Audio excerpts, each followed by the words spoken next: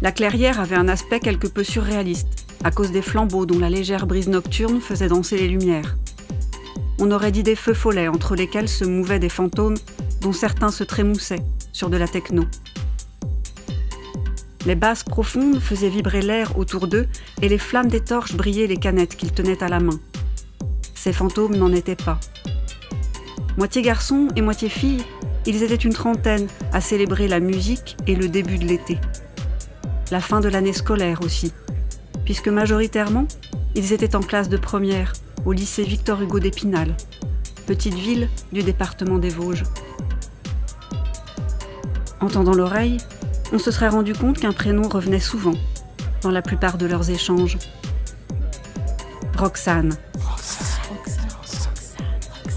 Roxane Flamand, la meilleure élève de la classe, un cerveau toujours en ébullition. C'était elle qui était derrière tout cela. Elle, qui avait conçu cette ambiance au relent ésotérique, un tout petit peu morbide sur les bords.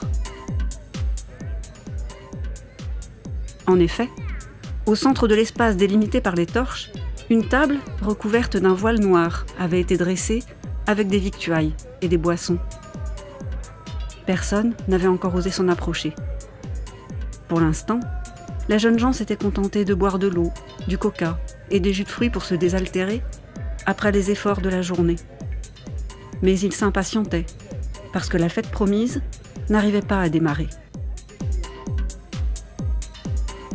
Tous, en tenue plus ou moins sportive, chaussés pour la marche, semblaient attendre quelque chose ou quelqu'un.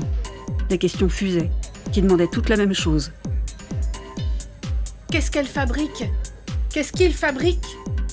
Ici et là, l'inquiétude pointait. La nuit était à présent complètement noire au-dessus des cimes des arbres.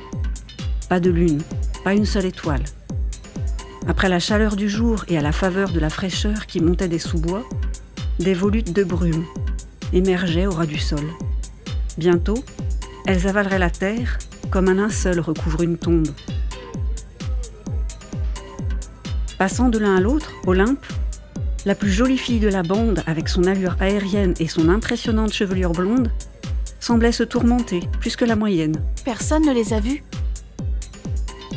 Augustin, petit gabarit très mince, dissimulait son visage sous des cheveux châtains, un peu longs, qui lui donnaient un air faussement romantique. Il haussa les épaules, 10 fois qu'elle lui posait la même question. Olympe se rapprocha un peu plus de lui, son meilleur copain de classe. Elle insista. Mais on n'a toujours pas de nouvelles ? Ils n'ont pas appelé ? Hortense, une petite brune piquante aux yeux verts, ricana. Appelé ?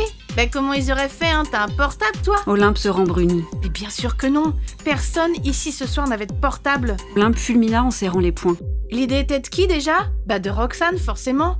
Elle avait tout orchestré, celle-là, minutieusement. Cette fête de fin d'année, la course d'orientation dans laquelle elle les avait tous entraînés. Roxane avait tout planifié, dans les moindres détails, jusqu'à sa dernière trouvaille. Ce matin, alors que tout le monde était regroupé dans la joie et la bonne humeur, Roxane avait planté le dernier tableau du décor. On va vous distribuer un sac par équipe. Dedans, vous trouverez de l'eau, des barres énergétiques, une boussole et une carte IGN, également une enveloppe avec le premier indice que vous devrez découvrir et qui vous mènera au suivant et ainsi de suite jusqu'à l'arrivée. En attendant, vous allez tous me donner vos téléphones. Un peu désemparés dans un premier temps, ils avaient fini par trouver l'idée amusante. Roxane avait ouvert une grosse cantine en métal, comme les militaires en utilisent. Et ils avaient tous déposé leur portable dedans.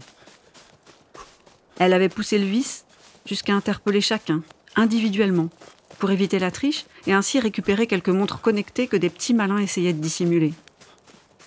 Comme si elle savait exactement qui avait quoi en sa possession et depuis bien avant la course.